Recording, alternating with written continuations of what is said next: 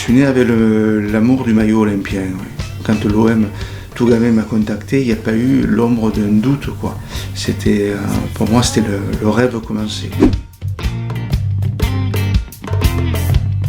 Double champion de France, Coupe de France, demi-finaliste de la Ligue des Champions, Gérard Gilly, depuis enfant, l'OM brille comme votre belle étoile.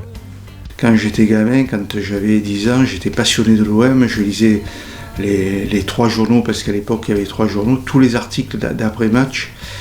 Mon idole c'était Jean-Paul Escale. Et puis un jour je me suis retrouvé entraîner le club, quoi, entraîner cette équipe-là. Quand je fais le retour, je me dis c'est assez exceptionnel comme destin, quoi.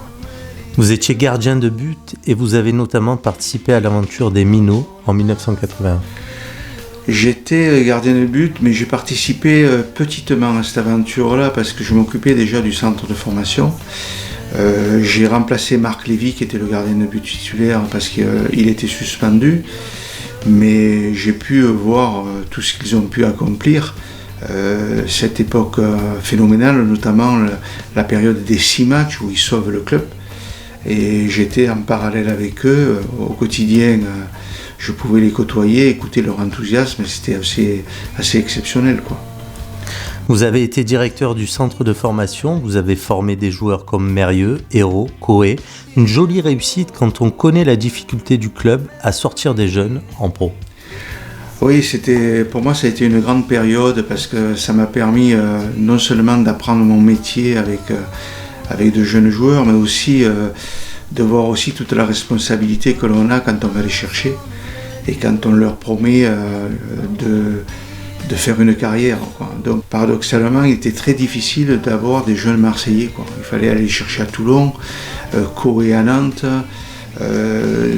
hors région, donc il fallait les héberger à la villa du boulevard Michelet et être constamment près d'eux en cas de tout problème à régler. J'étais un peu leur grand-papa, quoi. En 1986, Bernard Tapie vous demande de prendre l'intérim de Michel Hidalgo. Cela va durer 2 ans et demi avec 2 titres de champion de France, dont un doublé Coupe Championnat. Vous savez, chaque homme a dans sa vie, à un moment donné, un tournant, quoi. Du jour au lendemain, je me suis retrouvé propulsé dans une autre vie, quoi, avec d'autres responsabilités. Et j'avais pas le choix, en fait. C'était ou réussir ou échouer. Et à ce moment-là, ma vie aurait été tout autre.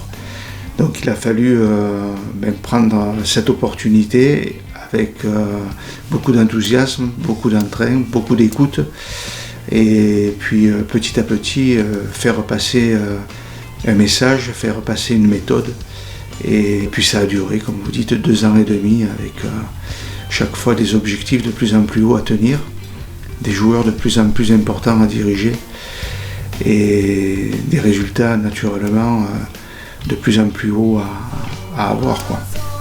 Prendre cette équipe, c'est une émotion particulière pour un Marseillais. C'est une charge émotionnelle terrible. Parce que quand on est Marseillais et qu'on entraîne l'OM, on ne peut pas être mercenaire, quoi. Donc on est obligé on fait partie du terroir, notre famille habite Marseille. Donc on a des retours en permanence de ce qu'on dit de nous à l'école, pour les enfants. En fait. Et donc naturellement c'est beaucoup plus compliqué, puisque j'en ai fait l'expérience après, que de partir dans une autre ville, de faire son boulot, puis si ça ne va pas, prendre sa valise et repartir. À Marseille, on est ancré, quoi. On est chez nous, il y a nos familles qui y vivent. Et on n'a pas envie de décevoir. Vous avez vu de la fierté dans le regard de vos proches ? J'ai vu beaucoup d'inquiétude au départ, parce que ça a changé leur vie aussi.